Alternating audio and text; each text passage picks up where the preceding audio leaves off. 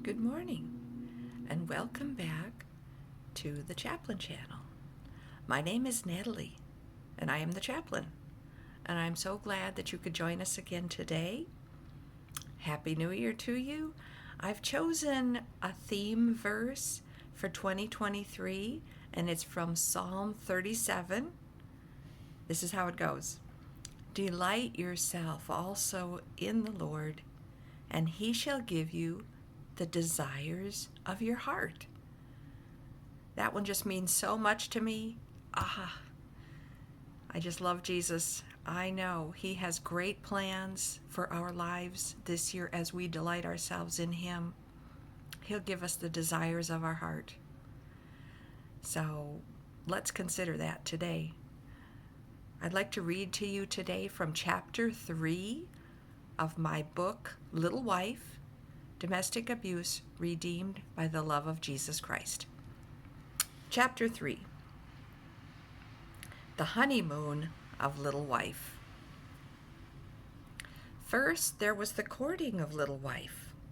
All the pretty promises, all the exotic and romantic candlelit dinners, the gifts beyond reason, the shopping trips with unlimited budgets, the Broadway shows where Little Wife was dressed to impress. Oh, the grandeur, oh, the glory, oh, the love. Little Wife was the princess in the fairy tale that she always dreamed of, and Big Man was her knight in shining armor. When he proposed marriage to Little Wife, how could she ever refuse? And then there was the wedding planning, the guest lists, selecting the chapel, previewing the menu items, and the DJ for the reception. So many details, so many choices. Little Wife knew it would be her most wonderful day. So she let Big Man make those decisions. He seemed so wise and obviously had her best interest in mind. Finally, the wedding day arrived. For some strange reason, Little Wife felt the tears welling up in her eyes as she painted her fingernails that morning. The pale pink blush of the nail polish matched the pale pink blush in her cheeks. Was she happy? Was she sad? Was she crazy? Why the tears, Little Wife? She smiled happily and blindly through the wedding ceremony, walking down the aisle with parents on each arm. She knew that this was the beginning of a wonderful, loving life with her Big Man. The hundreds of guests all smiled back at Little Wife. She felt like she was the center of the universe. As she looked to the front of the chapel on her trip down the aisle, she spotted Big Man waiting for her and tried to ignore the butterflies in her stomach. All brides are nervous, she told herself, but the butterflies turned to hurricanes as he reached for her hand in marriage. There was the whirlwind wedding dinner and dance.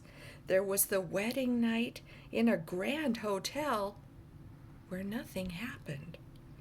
There was the delirious departure for the airport, the flight across the country, over the mountains, and landing finally in California, the magical place where dreams come true.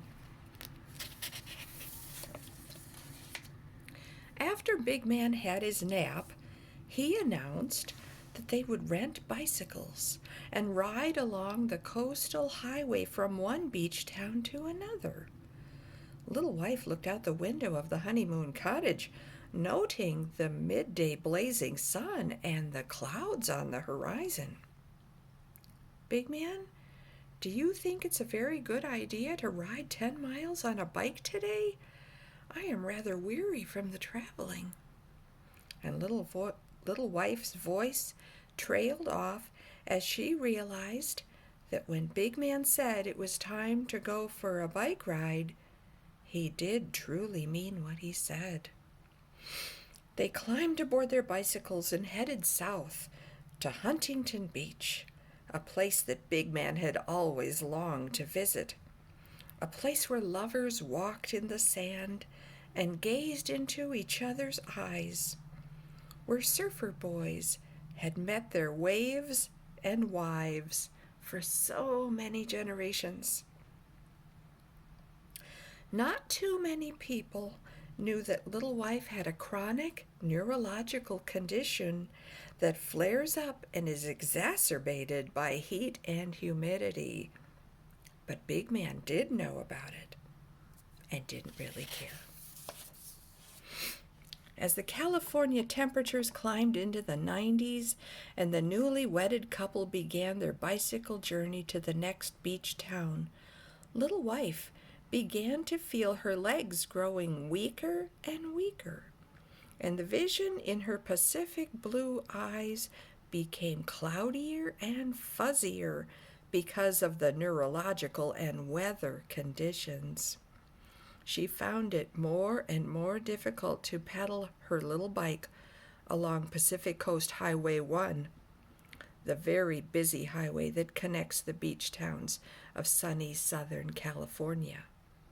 She fell further and further behind Big Man, who was strong and in control of every situation.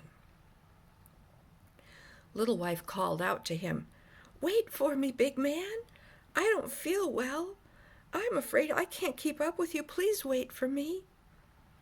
But her little voice was lost in the roar of the fast cars that sped along at 75 miles an hour along the highway, all oblivious to the plight of Little Wife.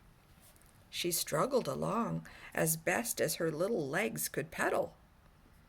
But it was no use. She couldn't catch up, and Little Man disappeared, far, far away in the distance.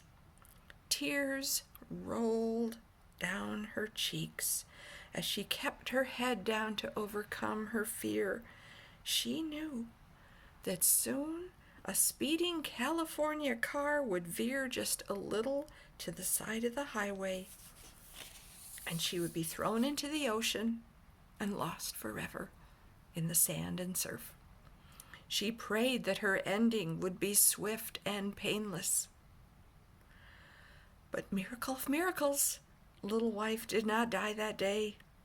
After an hour of slow and painful riding, she did finally arrive at the Huntington Beach, where Big Man was sitting in the shade, sipping a cold beer that he had purchased at the oceanside bar.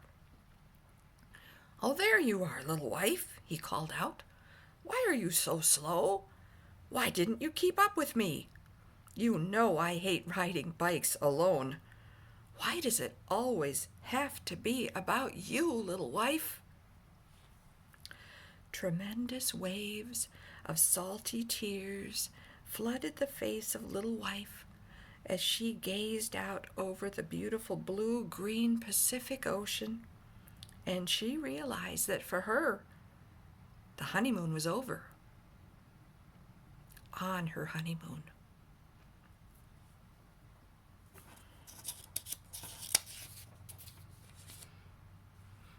I'd like to read to you what the Lord says about marriage in 1 Peter chapter 3, verse 7. "Likewise, husbands, live with your wives in an understanding way, showing honor to the woman as the weaker vessel, since they are heirs with you of the grace of life, so that your prayers may not be hindered."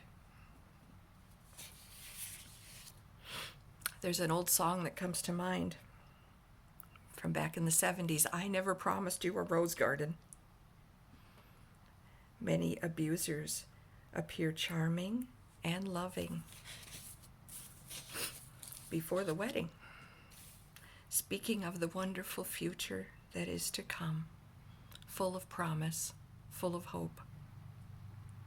And we do tend to believe those lies until reality comes along. God's plan is for husbands to love their wives as Christ loves the church, his bride. He loves us sacrificially.